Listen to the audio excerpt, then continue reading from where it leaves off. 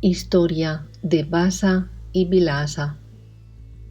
Existe una enorme montaña más alta que los tres mundos juntos, en cuya cumbre habitan los dioses. Sus laderas sirven de refugio a los seres humanos y en su base residen los habitantes de los bajos mundos. Este lugar, donde existen todas las cosas, se llama Sankhya. En esta montaña se halla la ermita del sabio Atri, en donde vivían dos sabios, llamados Brihaspati y Shukra, con sus respectivos hermanos menores, Vilasa y Vasa. Estos dos niños crecieron siempre juntos y se convirtieron en dos fuertes muchachos que sentían una mutua e inquebrantable amistad. Con el paso del tiempo, los dos viejos sabios, Brihaspati y Shukra, dejaron este mundo. Los dos muchachos sintieron mucho esta pérdida, pues los consideraban como sus propios padres y prepararon los ritos funerarios adecuados para despedir los cuerpos de los rishis. Después de llevarlos a cabo, dejaron de sentir interés por los atractivos del mundo y se retiraron al bosque a meditar, cada uno en una dirección distinta. Después de un largo tiempo, volvieron a encontrarse casualmente y Vilasa dijo a su querido amigo Vasa: «Qué placer encontrarte de nuevo, querido amigo. Cuéntame lo que has hecho desde nuestra separación. ¿Han dado fruto tus penitencias? ¿Ha conseguido tu mente librarse de la fiebre de la objetividad? ¿Has alcanzado el autoconocimiento y la felicidad?» Vasa contestó con simpatía: «Estoy encantado de volver a verte, pues eres un verdadero amigo y un hermano para mí. Pero sobre eso que me preguntas, ¿cómo podemos alcanzar la felicidad mientras vagamos por este mundo? ¿Y cómo podemos alcanzar la suprema sabiduría hasta que no cesen por completo nuestras tendencias mentales? ¿Cómo podemos ser definitivamente dichosos antes de cruzar el océano de la vida? Mientras los deseos que nacen en nuestra mente no hayan sido completamente destruidos, ¿cómo podemos ser dichosos? Mientras no alcancemos el autoconocimiento, tendremos que volver a esta esfera que supone otro nacimiento, con otra infancia, otra juventud, una nueva madurez y otra senectud, y por supuesto, otra muerte, siempre ocupados en las mismas acciones y experiencias sin sentido alguno. Los deseos abordan toda sabiduría. La mente no es capaz de salir del pozo de los deseos sensibles. Resulta sorprendente que este cuerpo, que parece dotado para trasladarnos a la otra orilla del autoconocimiento, se revuelque indefenso en el fango de la objetividad y no pueda salir de ella en modo alguno. En un abrir y cerrar de ojos, la más pequeña vibración de la mente se convierte en una ola gigantesca de dolor y resentimiento. El hombre atribuye los sufrimientos al ser, que no puede ser afectado por ellos, y de este modo se transforma en un jiva miserable. Independencia del ser. Cambiando impresiones acerca de sus progresos en la investigación del ser, ambos muchachos alcanzaron la sabiduría suprema. Para un iluminado, este océano embravecido no es más que un charco inocente, pues en la medida que ve su cuerpo como un espectador que contempla el mundo a distancia, no está sujeto a las pesadumbres que afectan al cuerpo. La existencia del cuerpo no enturbia ni un momento la presencia del ser, del mismo modo que las olas no impiden ver la majestad del océano sobre el que se agitan y estremecen. ¿Cuál es la relación entre un cisne, una roca o un tronco de madera con el agua que lo rodea? El ser tampoco tiene relación alguna con este mundo objetivo.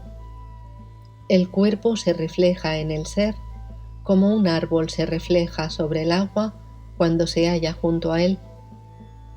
Pero lo mismo que una roca que cae en el agua no perjudica en modo alguno al agua, cuando el cuerpo entra en contacto con otros cuerpos, como la mujer, los hijos y los objetos materiales, ninguno de ellos siente ningún dolor o tristeza por ese choque. Ausencia de contacto, asparsha, entre el mundo y la mente. La reflexión de un objeto en un espejo no puede decirse que sea real ni irreal, sencillamente es indescriptible. El cuerpo que se refleja en el ser tampoco es real ni irreal, sino indefinible, pues está a medio camino entre ambas determinaciones. El ignorante solo acepta como real lo que ve en este mundo, pero el sabio no piensa igual. Lo mismo que un trozo de madera que se refleja en el agua no tiene una relación real con él, el cuerpo y el ser tampoco tienen una relación real mutua, porque no existe una dualidad en donde esa relación pueda existir o de la que pueda depender. Lo único que existe es la conciencia infinita, sin división alguna de sujeto y objeto. En ella se imagina la diversidad, y aunque no puede ser afectado por el dolor, se supone a sí mismo doliente. Como uno que cree ver un fantasma, lo ve de hecho como algo real y existente fuera de él. Por el poder de la mente, esta relación imaginaria toma un carácter real. El ser no puede ser afectado por la pena ni por la alegría, pero pensando que es el cuerpo, sufre las experiencias del cuerpo, sean buenas o malas, agradables o desagradables. El abandono de esta ingenua creencia es la liberación. Moksha, Turiya, Nirvana, llámalo como quieras. Los que no se dejan arrastrar por esa falsa identificación del cuerpo y el ser, se liberan instantáneamente de todo sufrimiento. Esta creencia es la semilla de la vejez, la ilusión y la muerte. Cuando cesa, el océano de la ilusión puede ser atravesado sin el menor peligro. Una mente condicionada produce esclavitud en el más devoto de los ascetas. Una mente incondicionada es pura en el más atareado padre de familia. La mente condicionada es la esclavitud.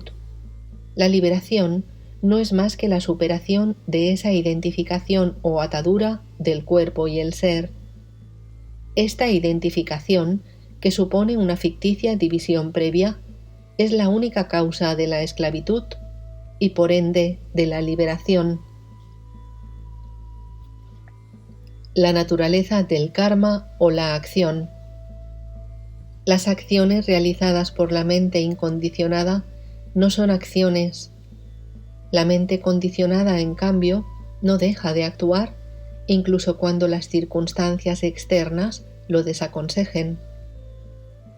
La acción y la no acción solo están en la mente, el cuerpo no puede hacer nada. Por tanto, debemos descartar esta errónea división del cuerpo y la mente como dos cosas distintas e interactuantes. Mente y acción son una y la misma cosa. Rama preguntó entonces al sabio: ¿qué es lo que condiciona la mente y cómo lo hace, sagrado Señor? ¿Y qué es la liberación y cómo puede ser alcanzada? Vasista respondió amablemente: la convicción en la realidad del cuerpo que mantiene el que ha olvidado la distinción entre el cuerpo y el ser es lo que condiciona a la mente. El que cree que el ser infinito es ilimitado y puede gozar con cualquier placer queda esclavizado por esa idea, pero el que reflexiona: si todo lo que hay es el ser, ¿qué puedo desear y a qué puedo renunciar?, se establece en un estado libre e incondicionado. El que sabe que ni él mismo ni el mundo existen realmente, o mejor dicho, que tampoco importa que existan o no existan, pues ambas cosas son la misma, está liberado. No queda atrapado por los resultados de la acción ni se adhiere a la inactividad y por tanto no puede ser afectado por la euforia ni por la tristeza. Renuncia a los resultados de sus acciones por su propia mente y no por medio de otra acción que le encadenaría a ella de nuevo. La esclavitud solo se vence por el rechazo de este condicionamiento, que es la causa del dolor humano. Para que comprendas mejor este condicionamiento, podrías ejemplificarlo con las siguientes ilustraciones. 1. Un asno, conducido por la cuerda del amo, lleva, atemorizado, una pesada carga, sin saber que aquella cuerda es ficticia y meramente pensada. 2. El árbol arraigado en la tierra sufre calor, frío, viento y lluvia, sin saber que la tierra que lo sujeta es su propia imaginación. 3. El gusano vive en un minúsculo agujero, dejando pasar el tiempo, incapaz de comprender que ese agujero lo ha construido él mismo. 4. El pájaro hambriento no abandona la rama del árbol por temor a unos predadores que imagina. 5. El tímido ciervo que pasta tranquilamente es presa fácil para el disparo del cazador soñado por él mismo. 6. La gente nace una y otra vez en muchedumbres, como los gusanos y los insectos, sin poder imaginar algo distinto a esta vida y esta muerte. 7. Las numerosas criaturas ascienden y se hunden en la creación como las olas en la superficie del mar. 8. Los débiles seres humanos, incapaces siquiera de moverse de un lado a otro por sí mismos, mueren una y otra vez, convencidos de que sufren espantosos quebrantos. 9. Los arbustos y plantas en general que obtienen su alimento de la tierra y se yerguen sobre ella, no saben que están condicionados por ese alimento que desean e imaginan sin tregua. 10. Este mundo ilusorio es como un río que transporta en su corriente innumerables dolores y sufrimientos, pero que en realidad no podría moverse en modo alguno sin nuestra mente o fuerza vital. Lo que llamamos vida no son más que las consecuencias de la mente condicionada. Los dos tipos de vasana. El condicionamiento o contacto mental entre el cuerpo y el ser, que es la atadura o limitación del ser, puede ser de dos tipos, magnífica o estéril. El contacto estéril lo vemos por doquier en los insensatos. El magnífico solo podemos verlo en aquellos que conocen la verdad. El condicionamiento que gravita en las mentes que carecen de autoconocimiento brota de la identificación con el cuerpo y es infecundo y estéril, una verdadera desgracia. Los seres de autoconocimiento también poseen una forma de condicionamiento o contacto con el mundo, pero este contacto surge de la comprensión del ser y nos permite evitar el nacimiento y la muerte. El Dios que lleva en sus manos la caracola y el disco, Vishnu, protege los tres mundos por medio de un condicionamiento adecuado y gracias a este tipo de condicionamiento, el sol brilla y el cuerpo cósmico de Brahma continúa gobernando esta vasta creación. El propio Shiva resplandece como un dios a causa de este tipo de condicionamiento mental o vasana de los iluminados. Los dioses que sostienen este mundo están dotados de esta autolimitación o glorioso condicionamiento. Por el contrario, bajo la influencia de la tendencia o vasana estéril, la mente cae, presa del deseo de placer, en la errónea creencia de que tal experiencia es agradable. El propio funcionamiento de los elementos cósmicos también está sometido a estas tendencias, y por esa razón los dioses del cielo, los hombres en la tierra y los demonios en los bajos mundos nacen y mueren como las olas del océano. Los incontables seres se comen unos a otros como los peces grandes a los chicos y giran sin cesar en el espacio sin otra ayuda que esas tendencias. Las propias estrellas se mueven en sus órbitas debido a estas vasanas cósmicas. Ahora surgen, luego se apagan, por un momento brillan, más tarde se oscurecen, como la luna gira en torno a la Tierra y no la abandona nunca en virtud de esta extraña y magnífica tendencia. Comprende, noble Rama, esta misteriosa creación puesta en marcha, nadie sabe por quién, en respuesta a los conceptos mentales de los seres. Este universo ha sido proyectado en el espacio vacío en virtud de esos condicionamientos mentales imposibles de detener o describir. No tiene una realidad independiente. Y en ese universo, el deseo de placer consume la vitalidad de los seres vivientes que se sienten unidos a él en un destino común. Nadie conoce el número de estos seres, como nadie puede contar los granos de arena del sagrado Ganges. El creador del universo lo ha traído aparentemente a la existencia en respuesta de las tendencias mentales de esos infinitos seres, que son el combustible que reaviva las llamas de este implacable infierno.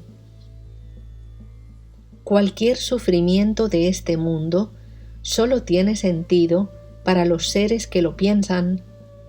Como los ríos corren hacia el mar, los sufrimientos intentan satisfacer las tendencias mentales y corren hacia ellas como un animal ciego y enloquecido de espanto. Sin embargo, cuando uno corta radicalmente el deseo de placeres sensibles, las tendencias mentales detienen su actividad y crecimiento. Estas tendencias son un dolor abrasador que consume nuestros miembros, pero la devoción al Ser Infinito es el remedio mágico contra este misterioso sufrimiento. El que permanece firme en el autoconocimiento se libera aquí y ahora de esta pesada esclavitud de la mente limitada por las vasanas. Insustancialidad de la mente. Si haces lo que procede y es oportuno en cada momento, la mente no se sentirá afectada por la acción, los pensamientos y los objetos. No se sentirá apegada al cielo ni a la tierra, ni esclavizada por las relaciones externas, ni por el movimiento natural de los sentidos, ni por la fuerza vital o prana. La mente no está en la cabeza, ni en el velo del paladar, ni entre las cejas, ni en el extremo de la nariz o en la boca. No habita en la luz ni en la oscuridad, ni siquiera en la caverna del corazón. No puede ser vista ni en el estado de vigilia, ni en el sueño onírico, y mucho menos en el sueño profundo. Y el puro vacío del espacio tampoco es su morada. Inafectada por los colores, el movimiento o la quietud, el principio o el fin, no está ni cerca ni lejos, ni en los objetos, ni en el ser tampoco. Ni las experiencias sensibles, ni la ingenua satisfacción de placer, ni los conceptos, ni las percepciones encontrarían ningún fundamento sin esa mente que, sin embargo, no se halla en ninguna parte. La mente debe permanecer como conciencia en la conciencia, con un leve movimiento del pensamiento que le permita ser consciente de la esencial insubstancialidad de los objetos del mundo. Cuando todos los apegos han sido cercenados, el jiva se transforma en no jiva. A partir de ese momento, actuando o sin actuar, solo ocurre lo que tiene que ocurrir. En ese estado de desapego supremo, el jiva ya no resulta esclavizado por los resultados de las acciones. Más adelante, abandonando incluso esa mínima comprensión de los objetos, el jiva alcanza la paz suprema. Una persona liberada está siempre libre del sufrimiento y del miedo, aunque a los ojos de los demás parezca entretenida en la acción. Normalmente recibe el cariño y la veneración de todo el mundo, aunque a los ojos de la gente parezca que tiene preocupaciones, en su interior está firmemente arraigada en la sabiduría y su conciencia no se tiñe de felicidad o de desdicha. Jamás se distrae con las atracciones del mundo. Después de alcanzar el autoconocimiento, vive en profunda contemplación y no siente apego por cosa alguna. Después de superar los pares de opuestos, aunque permanece despierto, parece como si todo el tiempo viviera en sueño profundo. El estado en el que la mente se libera del movimiento de los pensamientos, o britis, se conoce como dormir despierto o Jagrat Sushupti. El que permanece en este estado vive una vida sin voliciones, carente de distracciones y de todo tipo de angustia, haga lo que haga y dure los años que dure. Cuando este estado de dormir despierto madura convenientemente, se conoce como Turiya o el cuarto estado. Firmemente establecido en él, el sabio percibe el universo como un teatro cósmico y la vida como una danza cósmica y sagrada. Completamente libre del temor y de la ilusión de la apariencia objetiva, el que se establece en Turiya no puede volver a caer en el error y permanece sumergido en la felicidad.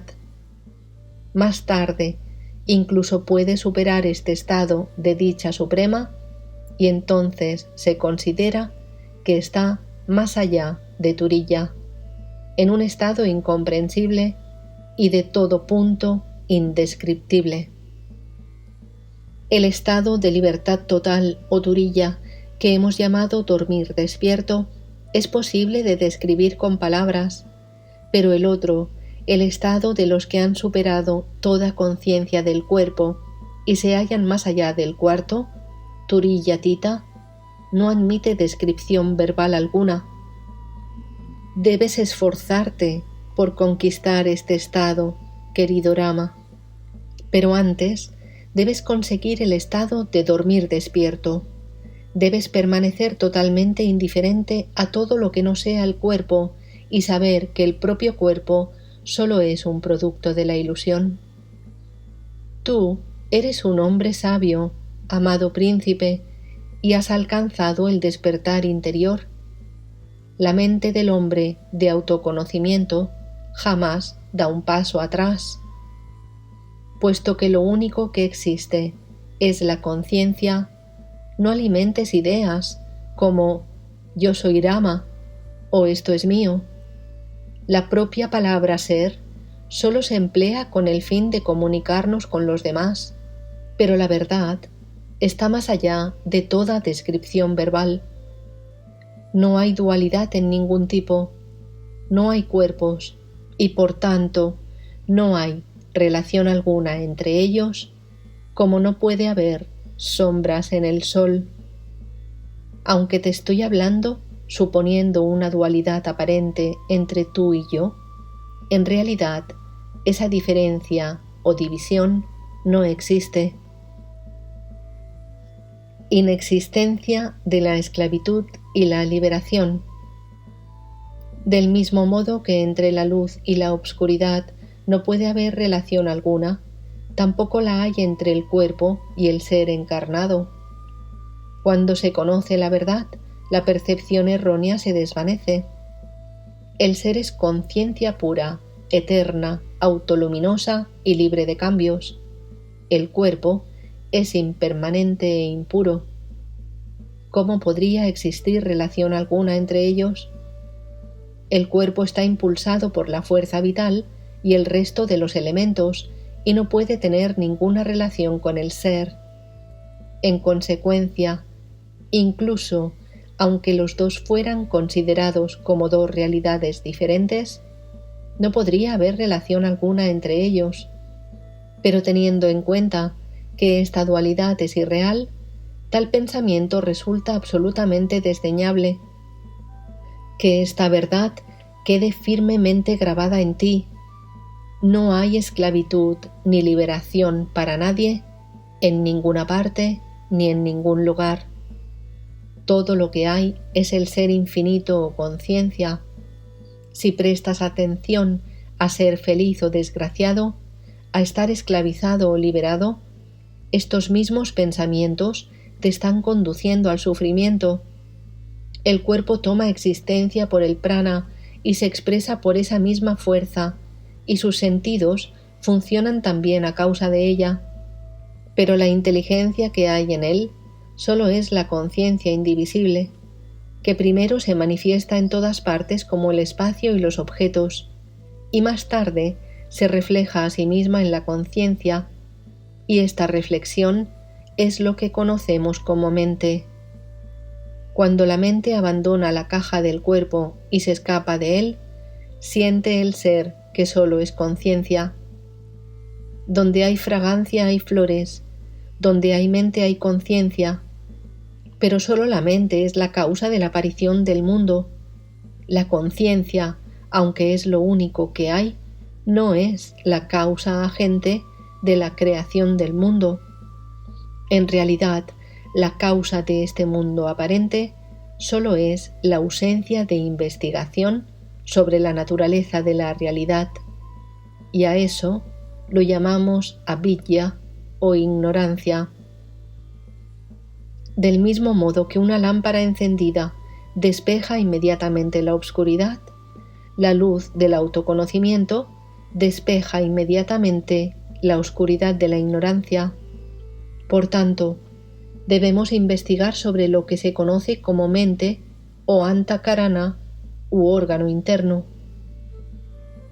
En este momento, Rama interrumpió al sabio para preguntar: Señor, ¿cómo pueden ser comprendidos en profundidad esos conceptos y categorías? Te ruego que me lo aclares. Vasista respondió: sobre la insubstancialidad del jiva. Todo esto no es más que el ser. Sin embargo, lo mismo que las olas surgen en el océano, la diversidad que conocemos como universo surge en la mente. Por todas partes, el ser parece dinámico y cambiante. A pesar de ello, siempre permanece estático e idéntico a sí mismo. Hay substancias inertes como las rocas y otras dinámicas como los seres humanos, pero en todas ellas el ser omnipotente alimenta la idea de ignorancia y permanece ignorante de sí mismo. Este ser infinito, vestido de ignorancia, es lo que conocemos como jiva, como un elefante atrapado en la objetividad del mundo. Se conoce como jiva porque vive. Se conoce como ahamkara por su sentido del ego. Se conoce como buddhi o facultad discriminativa porque discierne y determina. Se conoce como manas por su capacidad de formar conceptos y percepciones. También se conoce como prakriti porque es lo natural. Se conoce a sí mismo como el cuerpo porque experimenta cambios. Y se conoce como chitta porque su naturaleza es la conciencia. El supremo ser, que es la única verdad, se halla en el punto medio entre lo inteligente y lo inerte. Él solo proyecta esta diversidad y es conocido por todos estos nombres. Pero todas estas categorías y términos han sido inventados por el hombre cuya inteligencia ama la discusión y la polémica y sólo constituyen una fuente de error para el ignorante. ¿Qué podría hacer este cuerpo, sordo y estúpido por sí solo? La única causa de este mundo objetivo, Brahma, es la mente. Lo mismo que un árbol no muere cuando cae una hoja, el ser no perece cuando perece el cuerpo. Solo las personas engañadas piensan de ese modo. Cuando perece la mente, el mundo perece con ella, y eso es la liberación final. El hombre que se lamenta pensando que está muriendo y va a desaparecer para siempre, está alimentando una idea estúpida y falsa. Él tiene que seguir experimentando la ilusión objetiva en otro momento y en otro lugar. El jiva, que depende de las tendencias mentales, abandona un cuerpo y busca otro, como un mono salta de un árbol a otro. A continuación, dejará ese cuerpo para conseguir otro diferente. Como una niñera lleva al bebé de un lado a otro para distraerlo, las tendencias mentales llevan al jiva de aquí para allá para satisfacer sus deseos. Atado a la cuerda de estas vasanas, el jiva se traslada a través de innumerables cuerpos de distintas especies con un sufrimiento interminable. Cuando el sabio Vasista decía esto, otro día tocaba a su fin y la asamblea se disolvió como de costumbre.